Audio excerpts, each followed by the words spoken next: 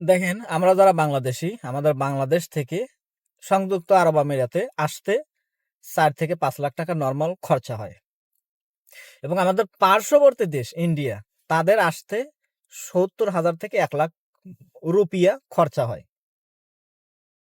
কোথায় ৫ লাখ, কোথায় ৭০,০০০ অথবা ১ লাখ রুপিয়া বা টাকা।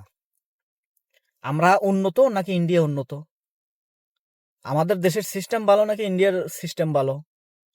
আমরা ভালো প্রফেশন মোডে কাজ করি নাকি ইন্ডিয়া যারা লোক আছে, পপুলেশন আছে, তারা সুন্দরভাবে কাজ করে?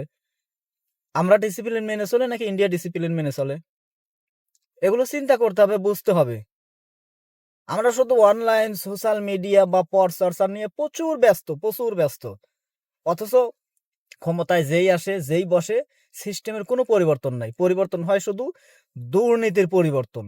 কেউ অতীতে কম করেছে, এখন সে বেশি করছে। কেউ আপনার সরাসরি নিয়েছে, এখন গোপনে নেয়।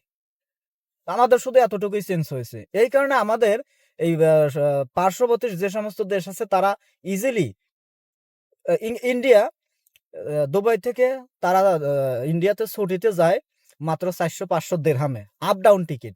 আর আমরা আমরা যদি বাংলাদেশে যেতে চাই, আমাদের লাগে ২ থেকে ২,৫০০, ৩,০০০ দিরহাম। আর ইন্ডিয়ার লাগে ৫০০ দিরহাম। কোথায় ২,৫০০ থেকে ৩,০০০ দিরহাম, কোথায় ৫০০ দিরহাম। এবং সেম টাইম 3.5 আওয়ার্স, বাংলাদেশও 3.5 আওয়ার্স। তাহলে আমরা কত উন্নত হয়ে গেছি। তো এখন দোষ দেন যে ইউএই খারাপ অথবা ইন্ডিয়া খারাপ, আমরা ভালো নাকি? এটা আমাদের নিজেদের পরিবর্তন করতে হবে, নিজেদের চেঞ্জ হতে হবে। ভাই, সরকার চেঞ্জ হও। নিজে চেঞ্জ হলে সরকার অটোমেটিক্যালি চেঞ্জ হয়ে যাবে। নিজে ভালো হতে শেখেন, পজিটিভ চিন্তা চেতনা মাথার ভিতরে ধারণ করেন, বহন করেন, অটোমেটিক্যালি সমাজ ব্যবস্থা পরিবর্তন হবে।